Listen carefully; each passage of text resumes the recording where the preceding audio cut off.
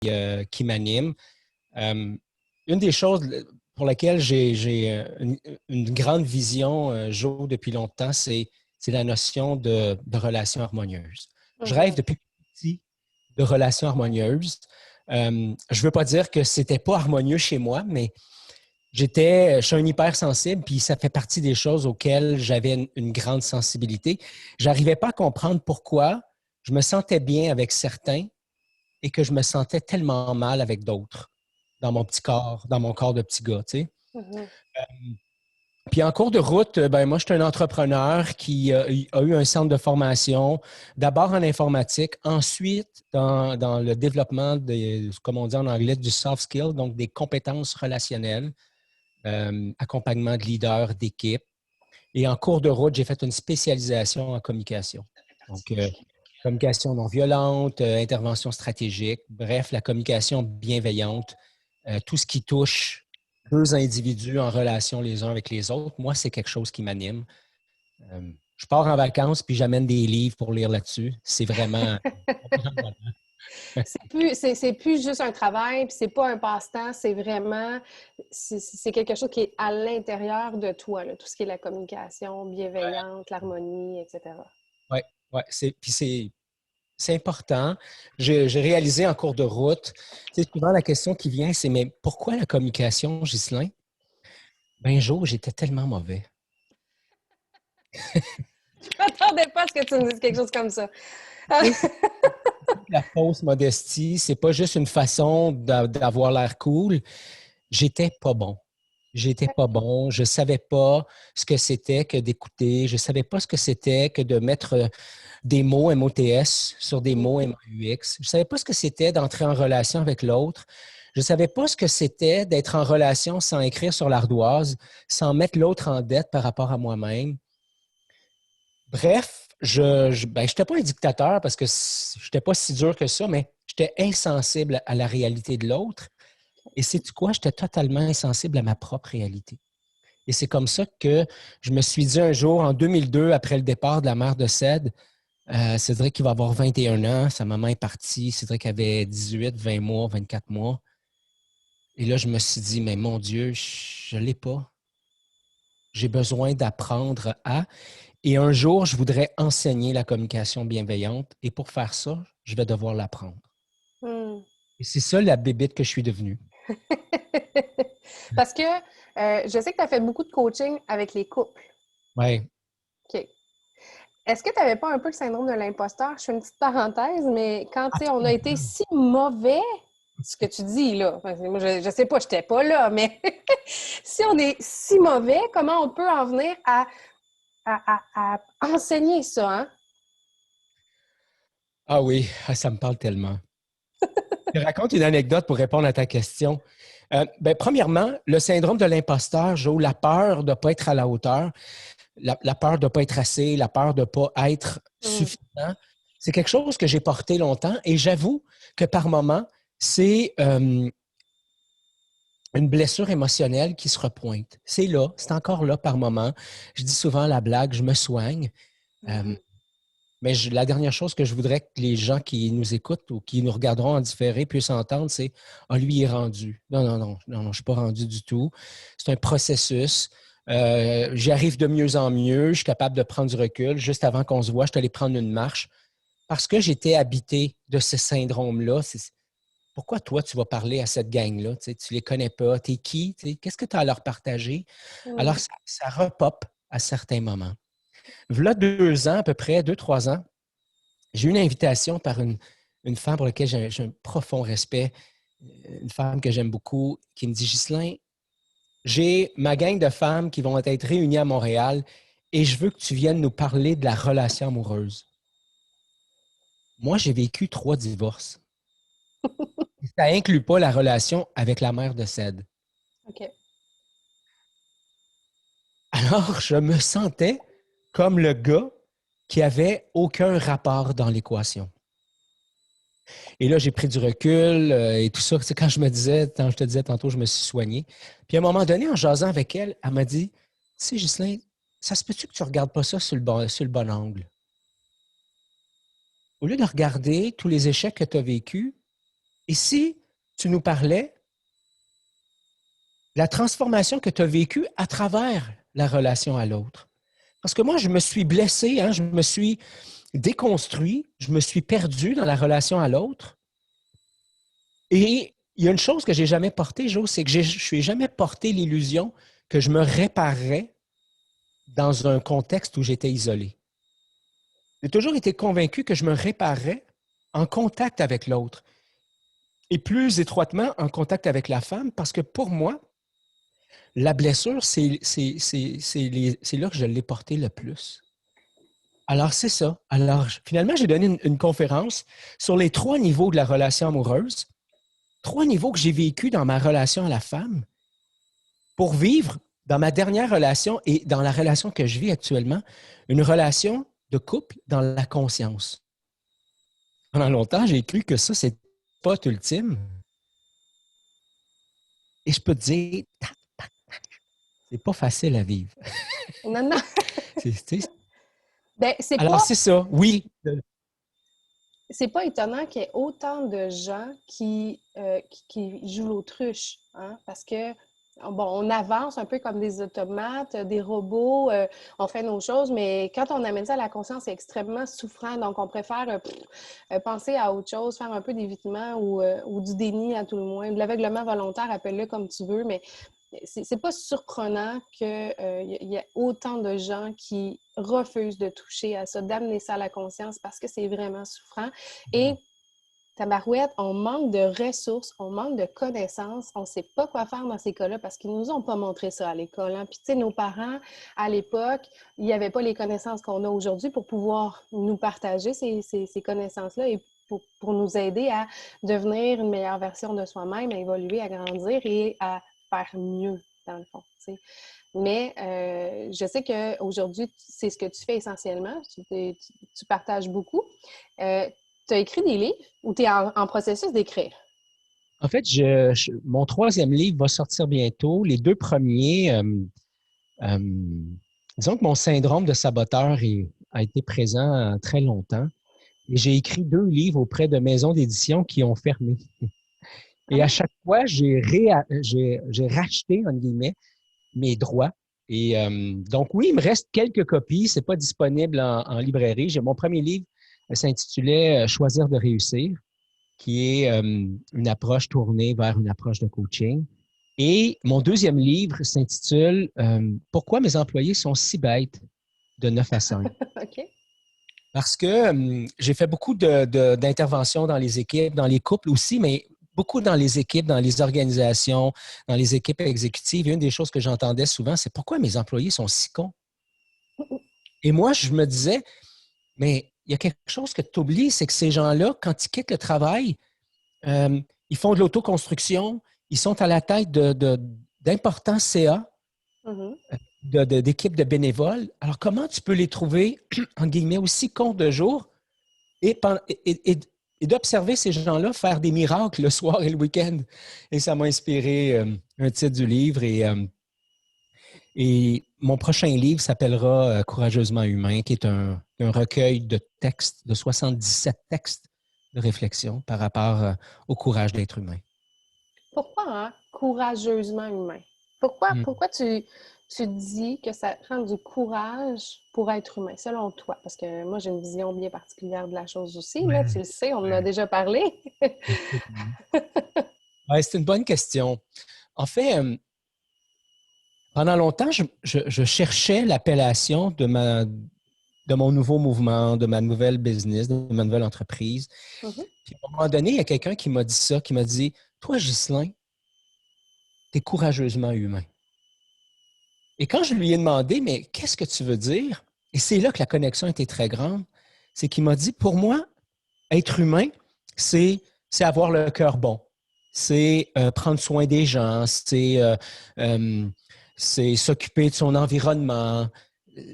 C'est de faire en sorte que les gens à notre contact se sentent bien, en confiance. Mais courageusement humain, ça veut dire que tu as cette audace, ce courage d'aller au fond de toi, de te livrer avec beaucoup d'authenticité, beaucoup d'ouverture, de parler ouvertement, autant de tes succès, mais de toutes tes conneries. avec la même tendresse. Oui, c'est ça l'important, avec la même tendresse. Oui.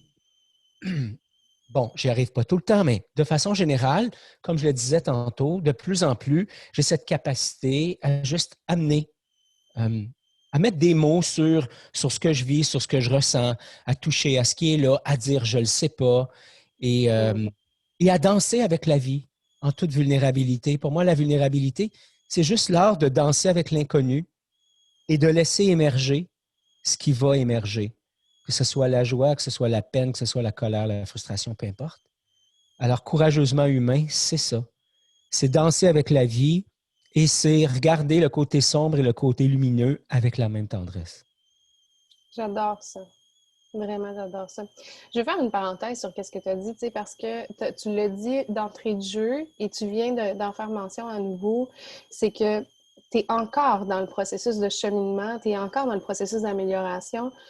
Moi, là, personnellement, je n'ai jamais vu un humain, jamais, même dans un livre d'histoire ou un personnage qui est loin, là, qui est parfait. Jamais, jamais, jamais.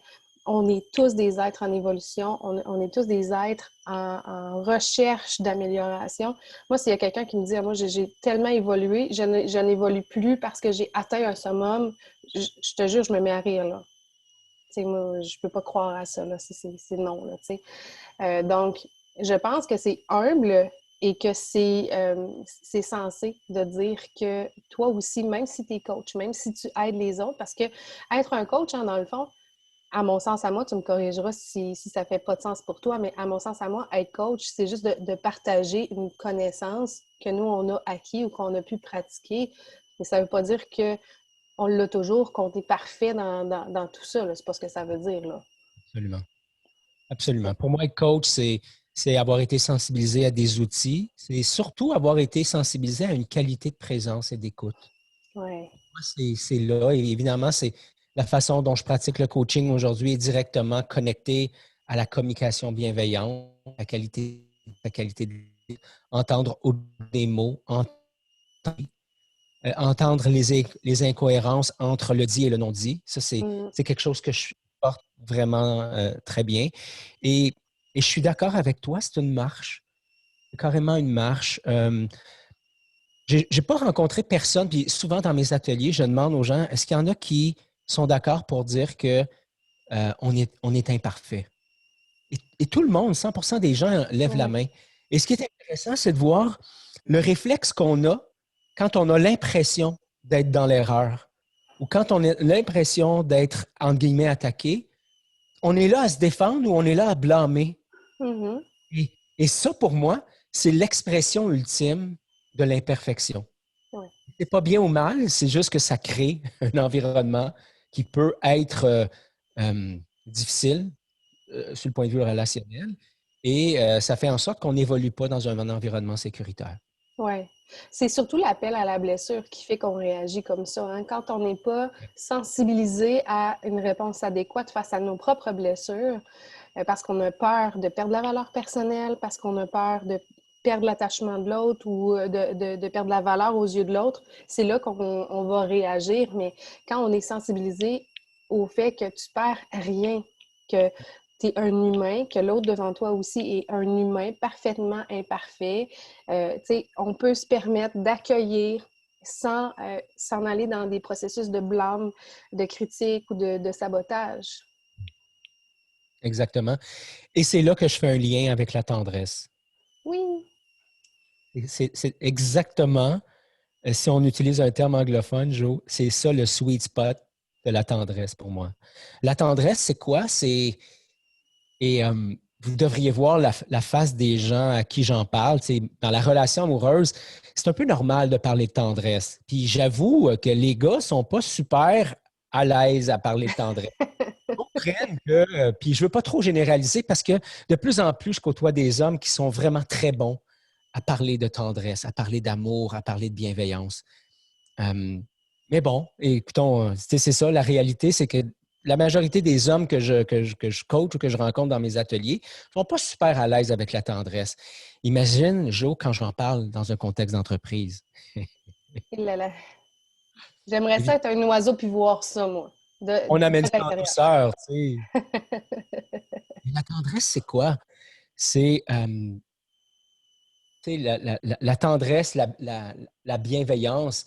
C'est juste... La bienveillance, pour moi, c'est l'art d'avoir une intention positive par rapport à l'autre. Et la tendresse, c'est comme une connexion à bienveillance, tendresse et écoute avec les oreilles du cœur. Tu sais, j'ai comme une prédisposition où finalement, je suis dans un contexte d'amour et où je me regarde et où je regarde l'autre avec, avec beaucoup d'amour, avec une acceptation de sa fragilité, euh, de sa douceur, de sa vulnérabilité. Bon, c'est un pas plus loin que la bienveillance pour moi, mais quand même, c'est ça. C'est vraiment beau ce que tu racontes. Puis, écoute, moi, tout de suite d'emblée, je suis capable de faire le lien entre ce que toi, tu nous dis, avec ta vision à toi dans l'aspect courageusement humain, et la reconstruction identitaire, ce que moi, j'enseigne. Tu sais, dans les mots que moi, j'utilise pour en parler, tu sais, je vais parler beaucoup d'intelligence de la tête, d'intelligence du cœur, mais de l'intelligence de l'âme aussi. Tu sais, ce que j'ai vraiment vu les trois aspects à l'intérieur de ce que tu me racontes. Tu sais. On a la tête qui comprend. On comprend que quand on descend dans le cœur, on est capable d'accepter. Puis quand on va vraiment au niveau spirituel, eh bien là, c'est là qu'on est capable d'avoir le regard sur soi et sur l'autre, tout en douceur, tout en tendresse, dans une intention positive, dans l'absence complète de jugement. Mm. Et je pense que c'est là que ça fait du bien aussi d'entrer en relation avec les autres quand on est dans cette intelligence-là, dans cette tendresse-là et dans cette bienveillance-là. C'est là qu'on peut dire qu'on est en relation saine avec les autres. Ouais. Je regarde en même temps les commentaires sur le Facebook. J'ai Stéphanie Desgagnés qui me dit Pourquoi ça on- cille? pourquoi C'est ça le bruit. cille.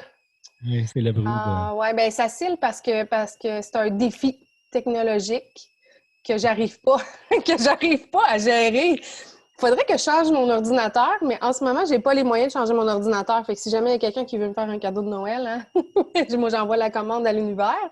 Mais ça cille parce que je sais pas pourquoi. J'ai pas de réponse. C'est un petit peu fatigant, mais je pense qu'on est capable d'entendre le message malgré le petit silement quand on n'est pas trop irrité. Parce que je le dis à la blague, mais ça m'arrive moi-même d'avoir le goût de réécouter les lives. Puis des fois, quand je suis, tu sais, pas dans une bonne énergie, je dis « Ah non, non, non, je vais attendre, je vais revenir plus tard. » Fait que, bon, ça fait partie de ma réalité. C'est mes défis technologiques à moi, mais bon. Je vous offre quand même un invité exceptionnel. Donc, écoute, moi, tu sais, là, j'ai fait moi-même le parallèle entre le courageusement humain et la reconstruction identitaire. Mais, tu sais, ça m'intéresse d'aller vraiment plus au niveau global avec toi, puis de voir ta vision du monde par rapport aux différences, mais par rapport aussi aux similitudes qu'on a, toi puis moi, chacun dans notre lignée, si on veut. Ben, en fait, tu sais, ce que je comprends de la reconstruction identitaire, pour toi, c'est l'art de revenir chez soi et de se découvrir. Des E accent aigu, tiret, couvrir, hein, se découvrir. Euh, des mécanismes de défense, des armures, des réflexes automatiques dans lesquels on s'est inscrit à travers la vie pour pouvoir survivre à notre réalité. J'aime présenter ça, puis on en parlait un petit peu dans le podcast qu'on a fait ensemble. Pour moi, c'est la différence entre se tourner vers le regard de l'autre pour définir ma propre valeur et me tourner vers mon propre regard pour euh, en connaître pour connaître ma propre valeur. Alors, le courage d'être humain pour moi, et c'est probablement là que ça se connecte avec ta façon de voir les choses, c'est justement l'art de se délester de tout ça. C'est l'art de vider son sac à dos et de commencer à se regarder à travers ses propres yeux. Mm-hmm. Et ce que je dis dans ma façon de nommer les choses, qui est parfois un peu poétique, mais c'est que J'ai découvert à travers mon parcours, Jo, que la meilleure façon pour moi de me découvrir, c'était de me regarder avec tendresse. Et de me regarder avec tendresse, ça voulait dire d'accepter, que je n'étais pas parfait, même si je le savais avec mon mental, je n'aimais pas ça dans mon corps physique et dans mon corps émotionnel. Je veux dire, ça me faisait mal. Quand je me connectais à ma divinité, j'étais capable de m'accueillir avec beaucoup d'amour, mais il y a plein de moments où je n'arrivais pas à me regarder avec les yeux tendres d'un vieux sage ou d'un papa regardant mon fils, par exemple. Et là, j'ai découvert, en jasant, entre autres avec Rémi Tremblay, avec des amis, que j'avais une grande difficulté à accepter le fait que j'étais fragile. Parce que dans ma tendre enfance, les fois qui me reviennent à l'esprit où j'ai été fragile, dans ma définition d'être fragile pour un enfant de quelques années, c'est ben j'ai peur, j'ai froid, je pleure, je m'ennuie. J'avais l'impression d'être rabroué. J'avais l'impression d'être j'allais dire un fouteur de merde, mais c'était peut-être un peu intense. J'avais l'impression d'être quelqu'un qui ne contribuait pas au bonheur de l'autre. Et quand je regardais le sourire ou l'absence de sourire de maman, de papa, de mon prof ou whatever, de ma grand-mère, peu importe, j'avais l'impression que là, je n'étais plus aimable. Et qui était important pour moi qui avait besoin d'être aimé du monde extérieur, qui était important que je m'adapte rapidement pour pouvoir être aimé. Et c'est comme ça que j'ai évolué dans la survie. Je me suis donc couvert, couvert et couvert et couvert. Et courageusement humain, c'est l'art d'enlever des couches. Alors, c'est là que OK. je vois une connexion directe avec ce que tu fais. Donc, récupérer mon propre pouvoir, récupérer le regard sur ma propre vie. Mais de quoi est-ce que j'ai envie? C'est quoi mes valeurs? Qui suis-je vraiment? J'ai-tu envie de manger ça? J'ai-tu envie de faire ça? J'ai-tu envie de m'entraîner comme ça? J'ai-tu... Ouais, exact. Exact. C'est vraiment, vraiment ça. Hein. Puis c'est tu sais, le principe de la reconstruction identitaire, c'est qu'il faut déconstruire ce qui a été bâti à grands coups de souffrance, à grands coups de détresse, pour plaire, pour des besoins qui ont été non répondus par maladresse, par négligence ou par méchanceté, peu importe. Euh, mais c'est de déconstruire tout ça, la personne qu'on est devenue par mesure de protection, pour se redéfinir, en fait, en fonction de, tu l'as dit tantôt, hein, c'est quoi mes valeurs, hein, moi? La majorité des gens à qui je pose la question, là, c'est quoi ton top 10 des valeurs? Il y en a qui vont me sortir, mettons, le respect, la justice. Là, je dis, OK, c'est quoi le respect pour toi? Ils ne sont pas capables de me donner des réponses. Ils n'en ont aucune idée parce qu'on leur a dit que le respect, c'est important, mais il n'y a pas eu de processus par après de dire le respect, OK, la définition globale, c'est ça, mais ma définition à moi du respect, c'est ça, puis c'est comme ça que je le fais valoir dans ma vie pour me sentir bien. Donc, ils n'ont aucune idée, puis encore moins d'être capable de les mettre en ordre d'importance, en hiérarchie, ce qui fait que tu passes ta vie à prendre des décisions sans trop savoir si ça te fait du bien ou si ça te fait du mal, si c'est bon ou si ça va t'apporter quelque chose. Tu le fais pour plaire aux autres. Tu le fais parce que on t'a dit que c'était bon.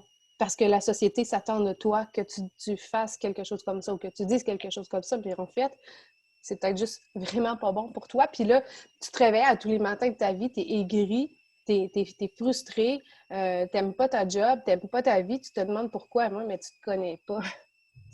Il faut avoir ce courage-là de dire, OK, je vais déconstruire et je vais reconstruire mon identité, celle que je veux vraiment incarner, celle dans laquelle je suis bien, dans laquelle je suis drôle, dans laquelle je n'ai pas peur des autres, que j'ai pas peur de perdre quoi que ce soit ou où le jugement des autres est devenu un peu dérisoire, parce que c'est sa vérité à l'autre, c'est pas la mienne, tu sais.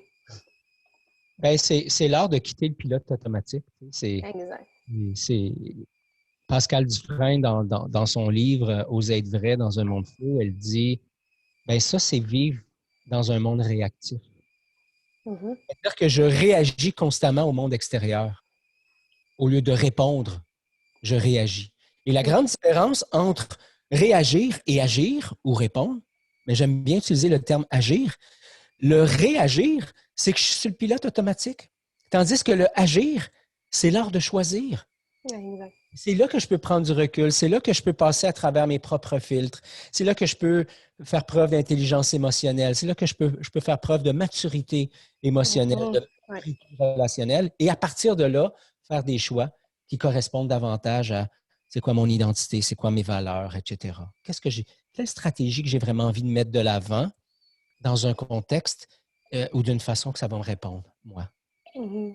Es-tu d'accord avec moi pour dire que quand on commence à enlever des pleurs, oui, on se met dans une position de vulnérabilité, voire même peut-être de danger, là, c'est dépendamment de comment les gens vont le percevoir, mais on se met certainement dans une position de vulnérabilité. Et sauf que rapidement, quand on accepte d'aller dans cette zone de vulnérabilité-là, ce qui arrive, c'est qu'à un moment donné, on commence à faire des choix pour soi parce qu'on apprend à se connaître. Mhm. Mais quand on fait des choix pour soi, qu'est-ce que ça provoque dans la relation à l'autre?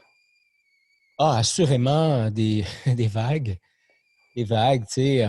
La métaphore que j'utilise souvent en atelier, c'est que je demande à deux personnes de se lever, de s'installer, mettons, à deux, et à 1 mètre un de l'autre. On ne pourrait pas faire ça aujourd'hui dans le contexte actuel. Et de lever les mains et de s'appuyer l'un sur l'autre. Alors, ils sont comme un A. OK? Et la relation qui n'est pas saine, ça ressemble à ça. Donc, à partir du moment où il y en a un qui pousse, l'autre doit absolument pousser aussi. Mhm. Si un arrête de pousser, l'autre doit arrêter de pousser. Donc, on est constamment en déséquilibre Mhm. et ça nous amène à faire des ajustements. Les relations de dépendance sont des relations très énergivores parce qu'on est constamment aux aguets en train de regarder autour, mais qu'est-ce qui est là?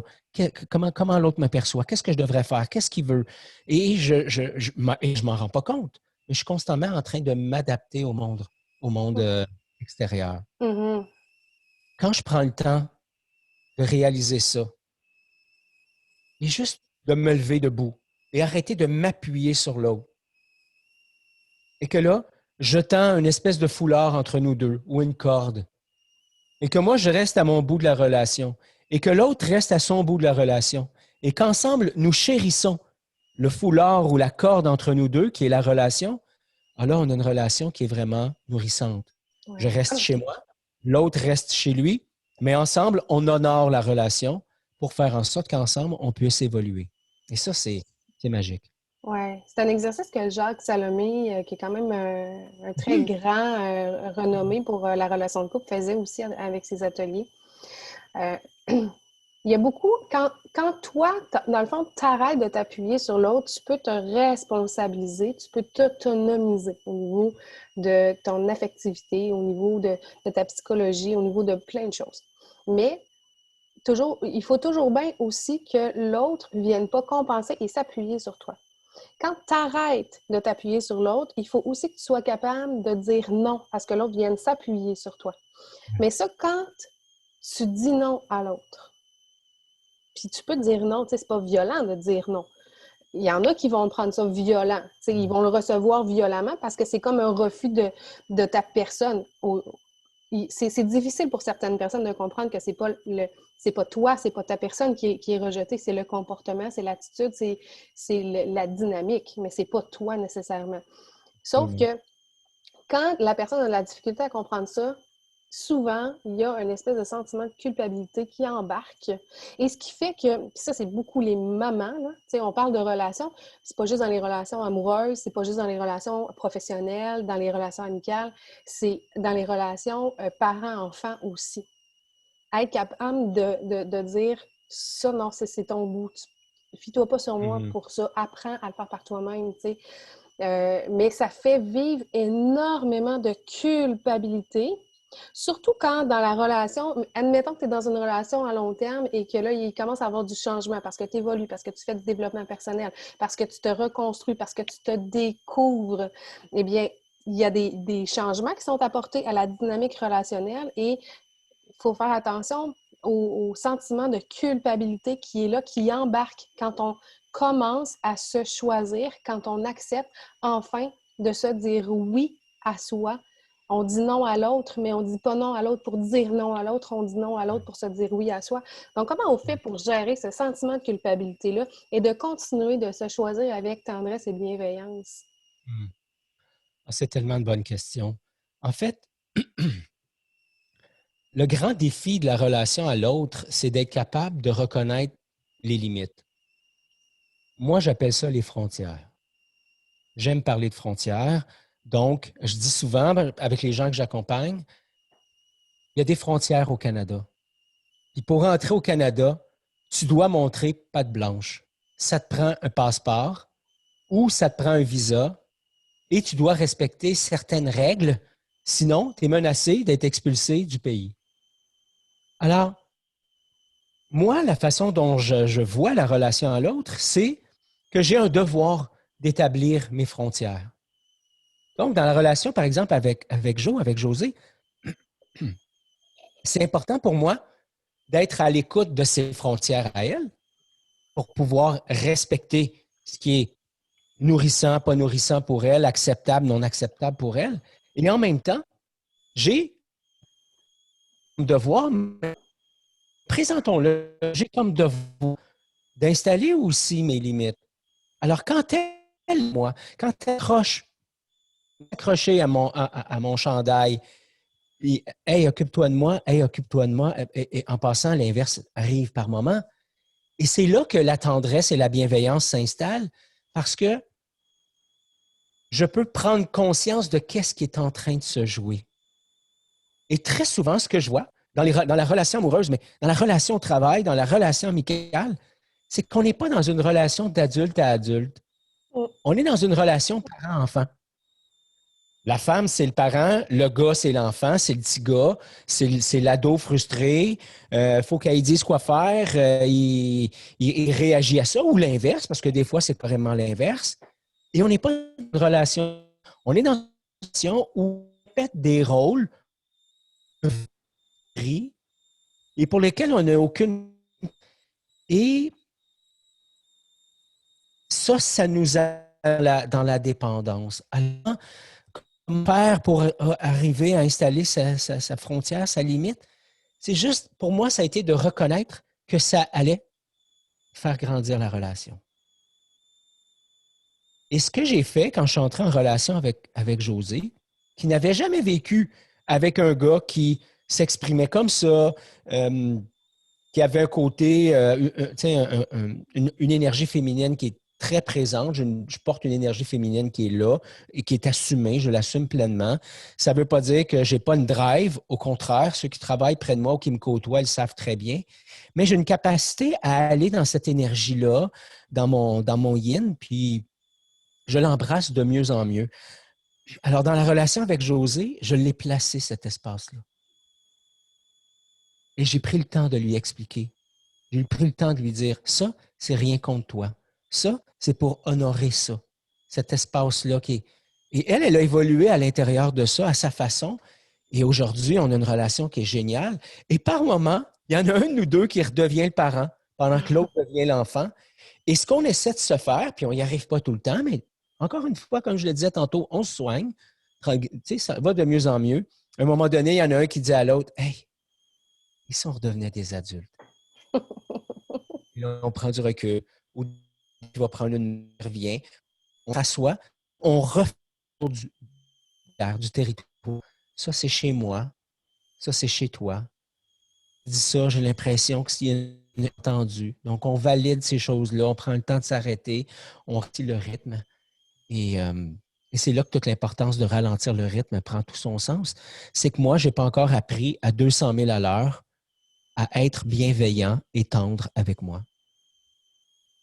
Hey, J'ai ça pas me parle ce que tu viens de dire, appris là. là. Alors, je ralentis pour être capable d'amener de la tendresse, de la vulnérabilité, de l'écoute bienveillante pour moi. Et je fais la même chose avec Jo. Quand on entre dans un espace tumultueuse, on ralentit le rythme pour pouvoir se recevoir, s'accueillir, se supporter mutuellement. Dans vos moments d'équilibre, ça va. Dans vos moments de déséquilibre, est-ce que, puis tu sais, tu peux me répondre ou pas me répondre, ou tu peux me répondre que c'est pas de mes affaires aussi. Mais dans les moments de déséquilibre, est-ce que c'est toujours bien accueilli quand un des deux met ses limites ou, tu sais, dit, regarde, on redevient des adultes? Est-ce que c'est toujours bien accueilli ou parce que le rythme est un rythme effréné puis que ça va trop vite, fait que, hey, gars, là, sac mon patience avec ça, là, plus tard, tu sais? Comment ça se passe? Écoute, on vit de tous les types de situations. Il y a des moments où c'est très bien accueilli, mais ça arrive encore régulièrement, Jo, où non. La personne qui veut installer la limite est dans un espace où elle n'est pas pleinement mature. Mm. Donc, sa façon d'exprimer son besoin de ralentir de rythme et de redevenir un adulte il n'est pas adulte ou elle n'est pas adulte, ce qui fait que l'expression n'est pas très mature. Des fois, l'autre reçoit cette absence de maturité-là avec beaucoup d'adresse, beaucoup de bienveillance, puis à d'autres moments, l'autre va réagir. C'est la blessure qui parle à ce moment-là. Absolument.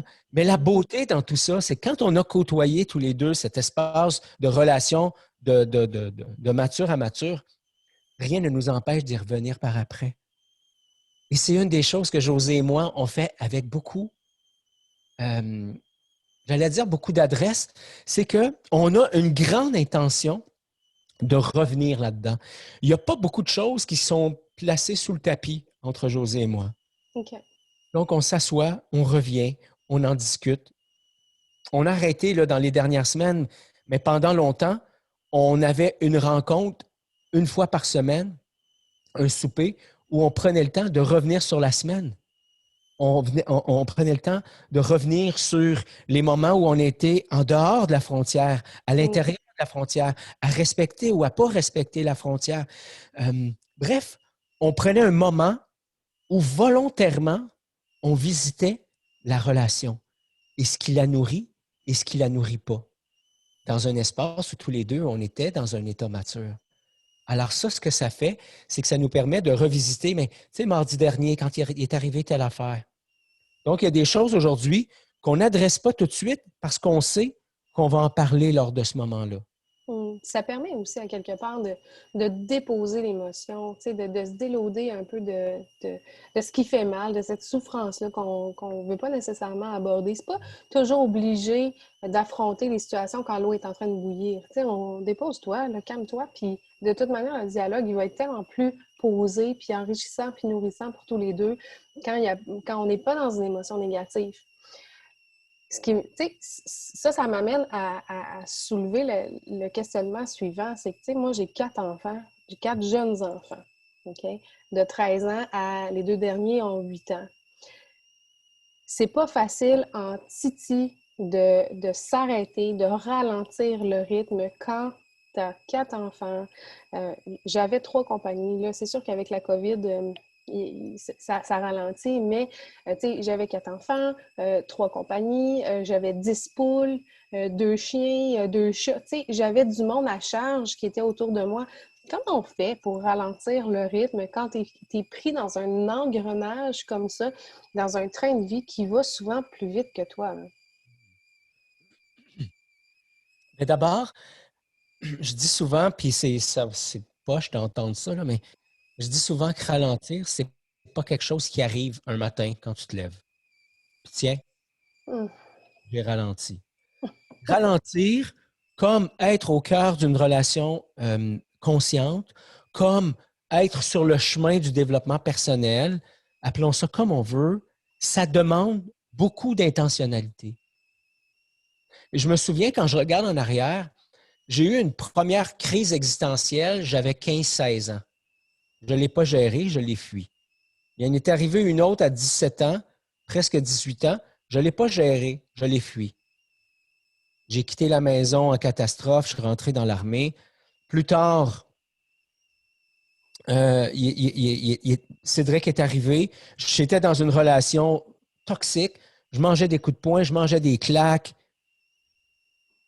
Il y avait beaucoup de violence de part et d'autre. Il n'y avait pas de violence physique de ma part, mais j'en savais. Mais je répondais avec de la violence verbale, de la violence psychologique. Mhm. Et j'ai fui cette relation-là. En fait, l'autre a fui. Puis, à partir de ce moment-là, j'ai commencé à ma démarche. Puis après ça, je me suis endormi. Puis est arrivée une autre crise en 2007, où là, ça a été encore plus difficile, une autre relation amoureuse, où là, je me faisais frapper à coups de poing. J'ai mangé 4-5 bonnes paires de claques à la gueule, des coups de poing, etc. Pour un gars qui est formé en coaching, là, qui avait des outils, etc. Et je m'étais endormi. Et à partir de là, j'ai refait un autre bout. Puis là, plus tard, en 2012, j'ai fait un épuisement. Là, j'ai commencé à choisir le développement continu. Puis en 2016-2017, j'ai vécu une autre situation. Et là, je l'ai embrassé d'une façon encore plus intentionnelle. Ce qui fait que le parcours, ralentir, être mieux dans la relation à l'autre, être bien dans sa peau, il faut arrêter de se bercer d'illusions et de croire que ça va arriver. On se couche un soir, on est tout croche, le matin, on est guéri. Ça existe. Donc, c'est un choix qu'on fait. Donc, ralentir, puis pour moi, là, en toute franchise, Joe, là, ralentir, c'est tout sauf naturel. Parce que le petit Ghislain a décodé très rapidement que quand il faisait et qu'il faisait bien, c'était la 8e merveille du monde. Oui. En fait, c'est l'impression que j'avais. Ce qui fait que je suis devenu un super achiever. En toute humilité, là, sans fausse modestie en même temps, je suis un top performeur.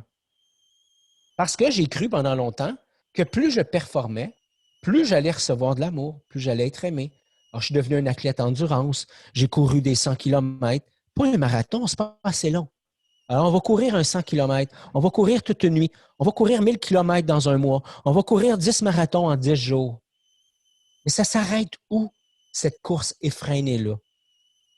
Alors, certains ont plusieurs business, ont des enfants, ont plusieurs maisons, ont plusieurs cossins. Moi, je pense personnellement que tout ça, c'est une belle façon de m'étourdir.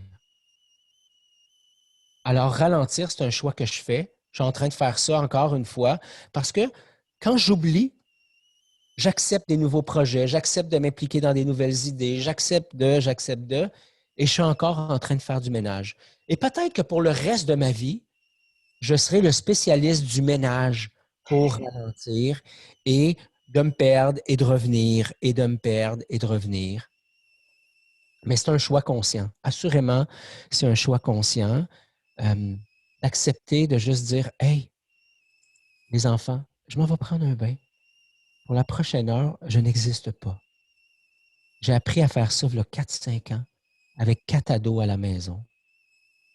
Épuisé, mais c'était comme je prends soin d'eux parce que ma conjointe du moment travaillait de soir. Puis c'est une femme exceptionnelle. Je veux dire, c'était une femme en or. Mais tous les deux, on était embarqués dans un rythme fou qu'on faisait vivre aux enfants. Et eux étaient en carence d'attention constante et ils nous ont organisé toutes sortes de crises mémorables. Je me dis, mon Dieu, tout ce qu'ils avaient besoin, ces enfants-là, c'était qu'on s'arrête et qu'on ralentisse. Mais on ne savait pas faire ça. Alors, on essayait de les réparer. Ce qui est important de soulever dans tout ce que tu dis, c'est que ça ne sera pas facile, ça ne sera pas naturel et ça ne sera pas confortable de ralentir, mais ça ne se fera pas tout seul. Il faut accepter de cibler des choses particulières et de les enlever de nos tâches de responsabilité ou de nos agendas. Et il faut accepter aussi de laisser ces plages horaires-là vides pour être avec soi-même, pour être avec les enfants, pour faire rien d'autre que s'aimer, se regarder, dialoguer avec nos enfants ou avec notre conjoint ou avec les gens qu'on aime. Puis tu sais, là, on le voit surtout en temps de pandémie, hein, on s'ennuie de notre monde, là, parce qu'on les voit pas. On les voit virtuellement, mais le contact humain, c'est là qu'on se rend compte qu'il est important en Titi, tu sais. mais il faut absolument qu'on mette ça dans nos cocologies, de s'arrêter, d'arrêter de s'étourdir. Parce que quand tu t'étourdis, ça t'évite de toucher à ce que tu n'as pas envie de toucher. Quand tu as des choses qui sont très difficiles à aller toucher, tu n'es pas tout seul, il y a des gens qui peuvent t'aider. Mais plus tu vas fermer les yeux là-dessus, juste tasser ça du revers de la main, et bien plus ça va frapper avec ardeur. Tu l'as dit, ça t'est arrivé, tu avais 15 ans, ça t'est arrivé, tu avais 17 ans, ça a fini par te taper sa gueule, tu étais rendu adulte, tu avais des responsabilités d'homme, tu avais des responsabilités parentales, professionnelles. Tout ce que tu fais quand tu balayes ça du revers de la main, c'est de faire de l'accumulation et de créer un volcan qui un jour va exploser tellement fort et créer des dégâts, des dommages collatéraux qui sont tellement grands que tu ne sauras juste pas quoi faire puis comment faire pour réparer tout ça. Et puis, avec ces moments-là, il vient des moments de grande tendresse, de grande détresse, pardon. Détresse, oui. Et je me souviens de certains moments où j'avais carrément l'impression, Jo, qu'il y a quelqu'un qui tirait le tapis en dessous de mes pieds. Comme c'est le monde au complet qui s'écroule. Je me souviens en 2016, jamais j'étais préparé à cette rupture amoureuse-là. Et après ça, j'ai embarqué dans un mode automatique pour arriver en 2017 où j'avais des crises de panique. Je n'étais capable d'entrer au travail un matin, mon corps ne voulait plus. Je n'ai pas pu entrer. J'étais là, j'étais dans l'auto, il restait juste à tourner le volant vers la droite et entrer dans le stationnement. Je n'étais pas capable. J'étais en tremblement. J'étais allé voir le médecin et j'étais tellement en colère après mon médecin. Sais-tu pourquoi? Parce que sur le billet médical, c'était marqué « trouble de l'adaptation ». Mon sacrifice de toi, s'il y a quelqu'un sur la planète qui peut s'adapter, c'est bien moi. Pour réaliser en cours de route que se suradapter, c'est un trouble d'adaptation. Ouais, exact. Et que quand je me suradapte, tout ce que je fais, c'est que je réponds à la question, c'est quoi mon freaking problème? Exact. Je me regarde avec des yeux, avec le juge, je me tape dessus, je me demande c'est quoi mon problème? Absence de tendresse, absence de bienveillance, absence de contact avec ma fragilité, coincé dans le regard que l'autre porte sur moi. Alors, ouais. Ça serait quoi le premier pas à quelqu'un qui a jamais touché à sa sensibilité, à sa vulnérabilité, qui a jamais, je dis jamais, là, mais on s'entend, là, c'est de la grosse généralisation, là, parce que ça n'existe pas, je pense, des gens qui ont jamais été sensibles à eux-mêmes, ou en tout cas très peu, là. Probablement qu'il y a eu des éclairs à un moment donné, puis ouf, ça a fait mal, on a refuté ça, on l'a éloigné, mais c'est quoi le premier pas pour les gens, disons, qui touchent à peu près jamais à leur sensibilité, qui font à peu près jamais preuve de tendresse envers eux ou de bienveillance? Comment on fait? C'est quoi le premier pas à faire pour dire, OK, je vais débuter ma démarche d'amour pour moi?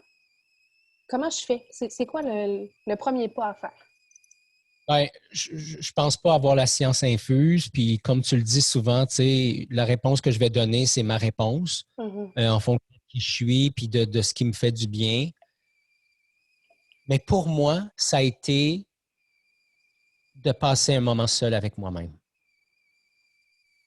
D'apprendre de façon quotidienne à passer du temps seul avec moi. Aller en forêt pendant 15-20 minutes, une demi-heure, c'est pas important. M'arrêter, pas être connecté. Tu sais, l'athlète en moi, là, il est capable là, de courir longtemps. Là, tu sais. Non. Déconnecter de la montre. Juste être là avec le bruit du silence. Le bruit du silence intérieur.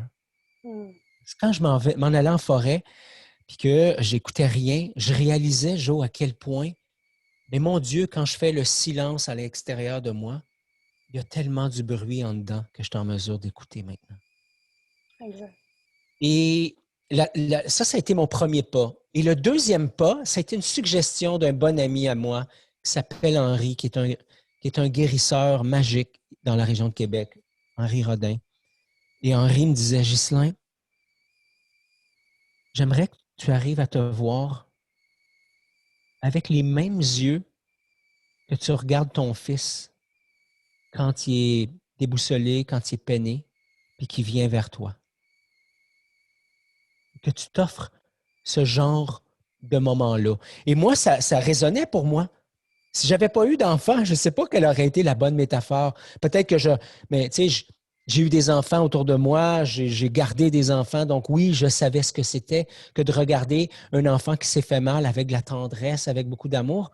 Et j'ai su offrir ça à mon fils, qui est une méga belle bébite de 20 ans, bientôt 21 ans, qui a développé une capacité à parler de son ressenti, de sa vulnérabilité, etc.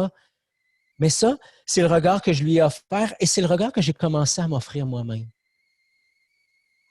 Et j'ai découvert à partir de là, troisième étape. Donc, première étape, j'ai ralenti. Je suis allé passer du temps seul avec moi. Deuxième étape, je me suis regardé avec beaucoup de tendresse. J'ai offert ce que j'offrais à mon fils.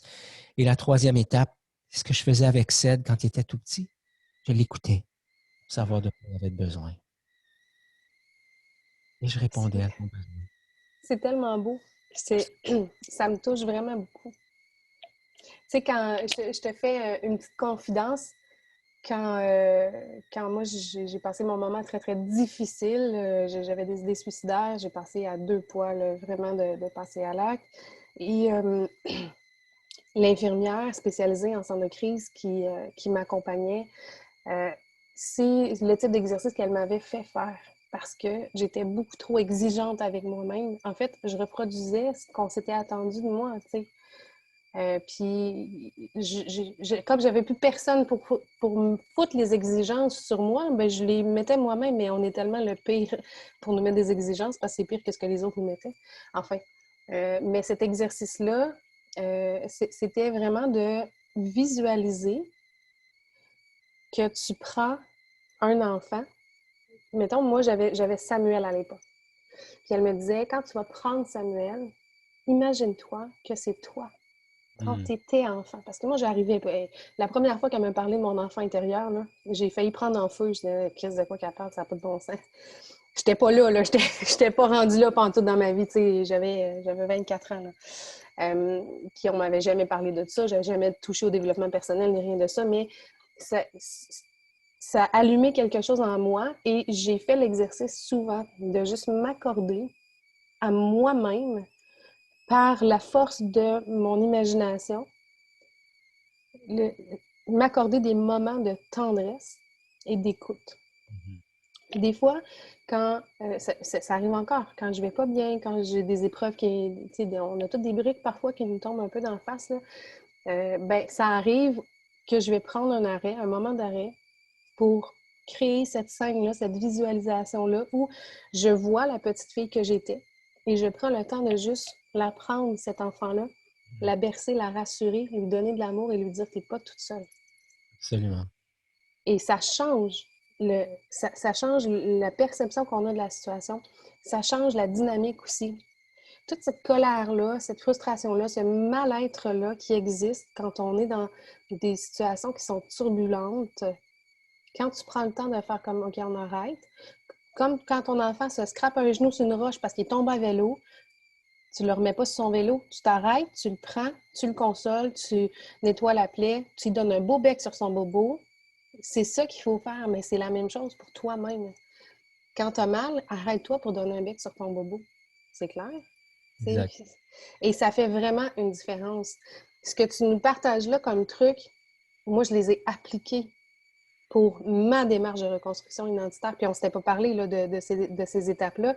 Et je réalise que tes étapes, c'est les étapes que moi j'ai faites, c'est les étapes aussi que je favorise dans les premiers pas de la reconstruction identitaire avec les gens.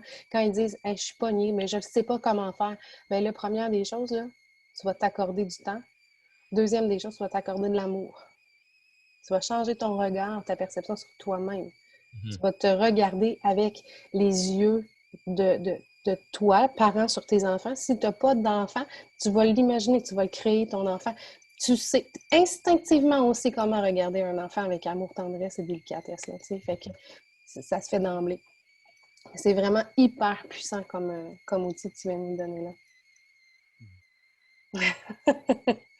Ghislain, dis-moi, si, mettons, on tire sur la fin pour la rencontre, si, mettons, les gens veulent entrer en contact, en communication avec toi ou qu'ils veulent se procurer ton livre, peu importe la façon dont ils veulent entrer en contact avec toi, ça se fait comment? Ben, en fait, à peu près tout ce que je fais s'appelle Courageusement Humain. OK. Le site web, c'est courageusementhumain.com. Les gens vont pouvoir accéder au podcast à partir de là. Le podcast qui est disponible sur Apple Podcasts, Google, Spotify, Balado Québec, Podchaser, bref, plusieurs, s'appelle aussi Courageusement Humain.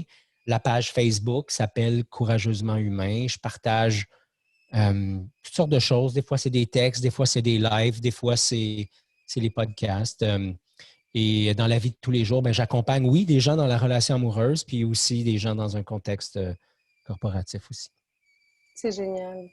Et là, ton livre, peut-être que je vais te demander de te compromettre, je ne sais pas, mais ton livre, il sort quand? En fait, c'est une longue histoire. Il devait sortir en mars. La COVID a ralenti tout ça. On l'a déplacé à l'automne. Et moi, à l'automne, j'ai eu une petite chirurgie d'un jour, mais qui a été très énergivore sur le plan de la santé. Alors, ça m'a pris plusieurs semaines à retrouver le niveau d'énergie que j'avais. Ce qui fait que le livre, je n'ai pas parlé avec mon éditrice, là, mais il va sortir probablement en février ou en mars prochain. Il est tout prêt, il reste presque pas grand-chose à faire. Alors, ça va s'appeler Courageusement Humain. Puis, j'ai bien hâte de partager ça avec, euh, avec la communauté. Ouais. Ben, en tout cas, moi, j'ai hâte de le lire, c'est sûr. Mais là, c'est enregistré tout ça. Fait qu'on l'attend hein, pour février-mars 2021. Là, on va te relancer là-dessus. Il est où ton livre? Qu'est-ce qui Ouais, se passe c'est bien avec correct. ça? Hey, Ghislain, merci d'avoir été là avec moi, de partager encore cette façon de voir la vie-là, parce que, tu sais, tous les deux, toi et moi, on a un passé quand même qui est lourd, qui est chargé. C'est pas des histoires qui sont banales. Et je pense que tous les deux, on est devenus des humains extraordinaires, courageux.